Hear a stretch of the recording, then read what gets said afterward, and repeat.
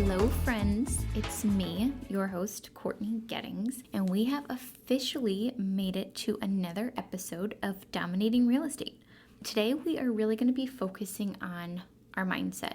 It's kind of ironic because the day I started preparing my notes for this episode was a day I actually found myself having to kind of do a mindset check. It was a day where both my husband and I were working from home. We didn't have any childcare for that day, and it was a little crazy in our house.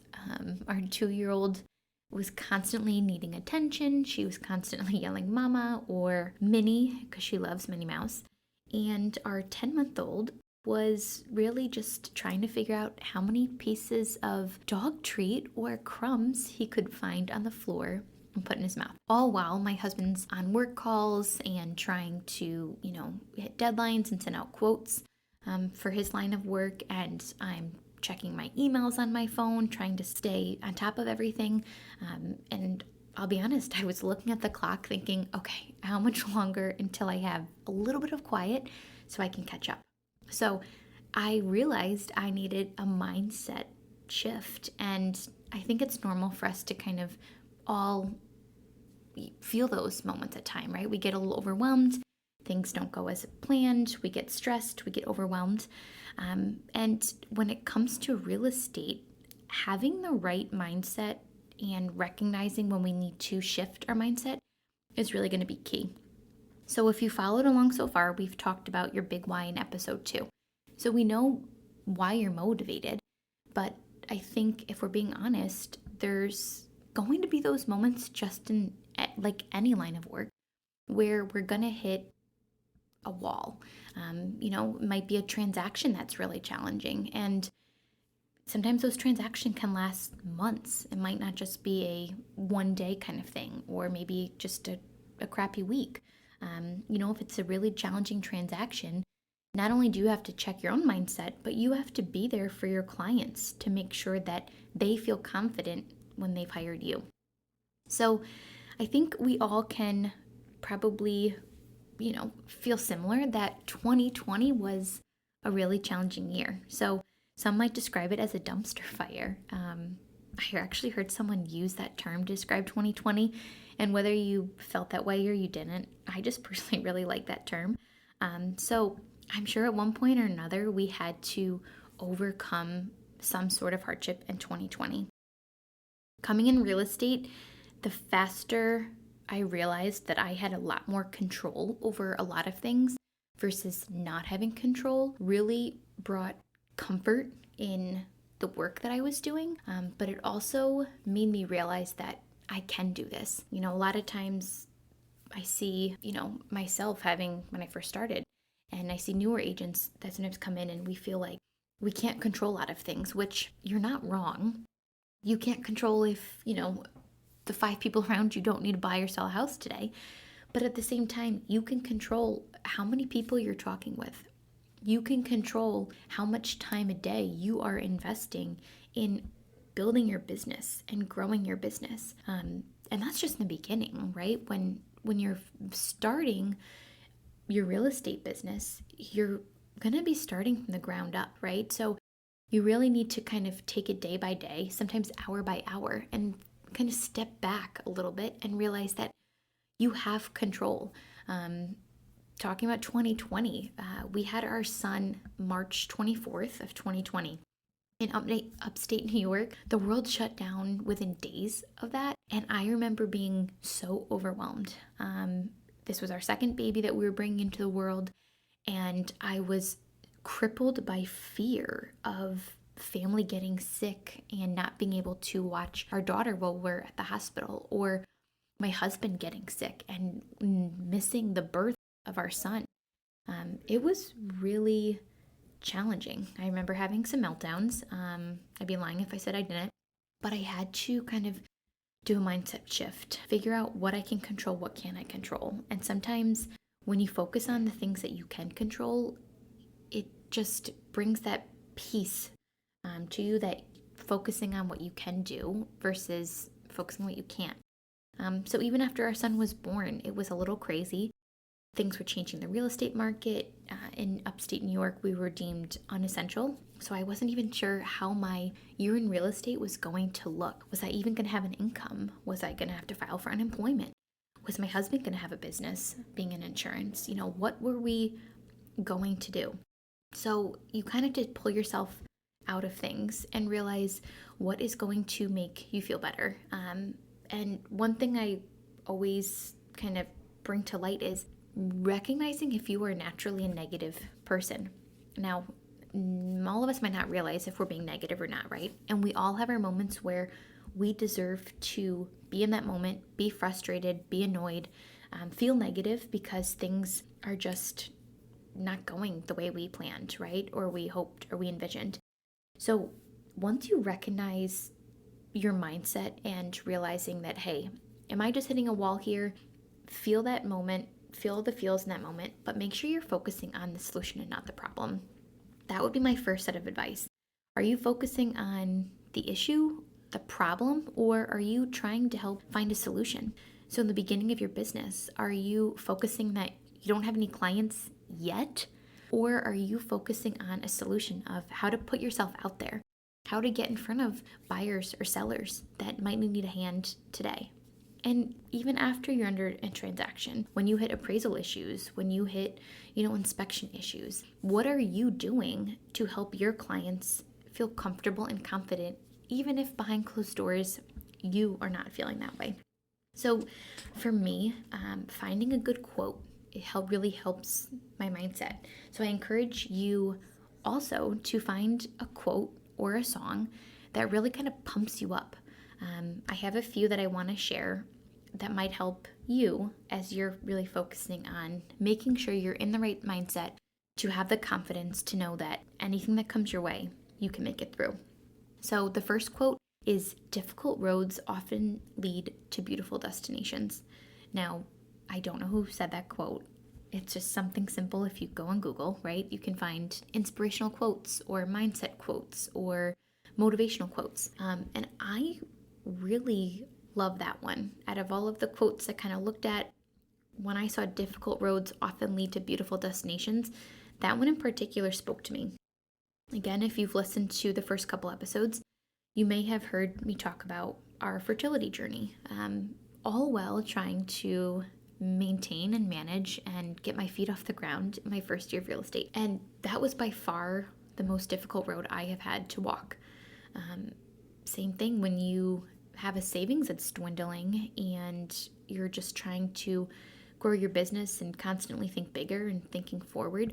That was very difficult, not knowing if I was going to be able to pay my car payment that month, or oh my gosh, am I going to be able to contribute for groceries or our mortgage? Those things were very real.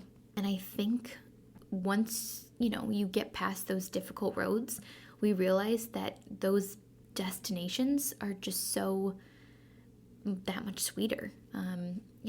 Having the business in real estate today and now growing this podcast and starting a podcast, it's an exciting adventure, and you realize that you appreciate things a lot more when you've had to really earn them, when they haven't just dropped in your lap and they've been that much more satisfying. Another one that I come across that I wanted to share with you guys is, if you don't go after what you want, you'll never have it. If you don't ask, the answer is always no. If you don't step forward, you're always in the same place. That one also really, I just think, is so perfect when we're thinking about our mindset. Because if we look at it again, it's as if you don't go after what you want, you'll never have it. How true is that? I think a lot of times in life, whether it's real estate related or something else in life, our biggest fear is failure.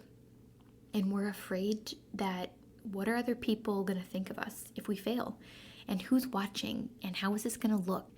But the sooner and the faster you realize that who cares, you'll just be in a way better place in life. It's kind of funny that I'm saying that, because if you know me in real life, I definitely care what other people think. I'm not going to lie. I definitely, want to make sure everyone's happy, and, I don't like when people don't like me. But at the same time, I realize, going back to my big why am I doing this? Why am I growing this real estate business?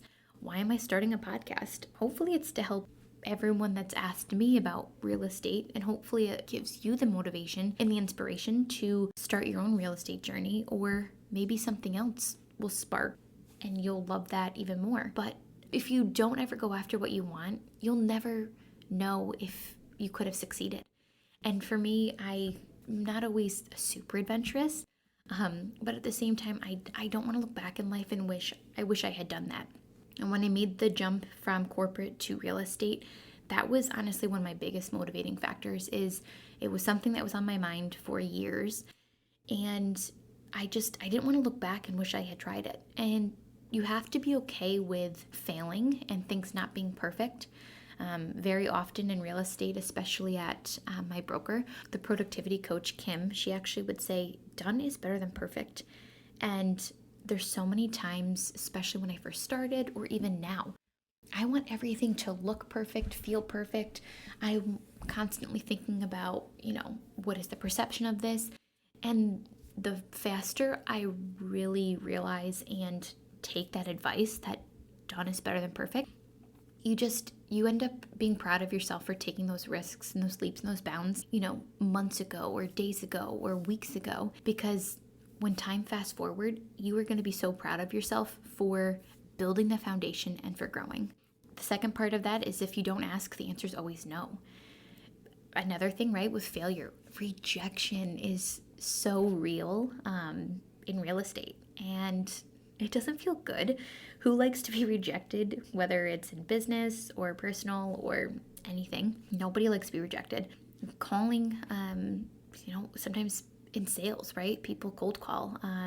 Sometimes, I don't know, you just ask people if they need help. And I think it's your approach. You have to really focus on your approach. Do you view yourself as a salesperson, which I personally don't love that term, even though real estate is considered sales, because I want to bring, I want to bring more to the table than just sales. I want to help people. I want them to feel comfortable. I want them to feel like they have the best, resource at their fingertips because I'm guiding them through the process.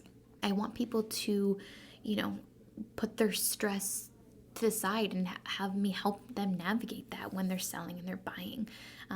With sales, sometimes you just kind of have a negative taste in your mouth. But once you get over that fear of rejection, because you're going to get a lot, the better it is. So rip off that Band-Aid, make those phone calls, put yourself out there and be okay with having rejection, because on the other side of that rejection is so much growth, and you're going to be really proud of yourself for doing that. The next part of this is if you don't step forward, you'll always be in the same place. Going back to, I didn't want to look back and wish I had done something. This is so incredibly true. For me, I'm a person that can't relax. I'm constantly looking at what's next. I'm thinking about what else can I be doing, thinking of the future, thinking, bigger, brighter, looking 5 years down the road, 10 years down the road, where do I want to be in life? So if you don't step forward, you're always going to be in the same place. I personally don't want to be stagnant. I don't want my life to be stagnant. I, constantly want to think about what is the next adventure for my business, my family, for our kids. And I think having someone that can share those views, whether it's a partner, a business partner, or a romantic partner, I think that's really important. So make sure you're constantly thinking about your mindset. And there's always plenty of reasons why we all can be negative or see the glass half empty versus half full. But the first step is being mindful. When we're having those really tough moments, take a moment to feel those feels. But don't forget to regroup yourself and make sure that you're focusing on the solution versus the problem. The other thing is make sure that you're looking at whatever this thing is that's kind of putting you in that negative mindset. Look at it as an opportunity versus a dead end.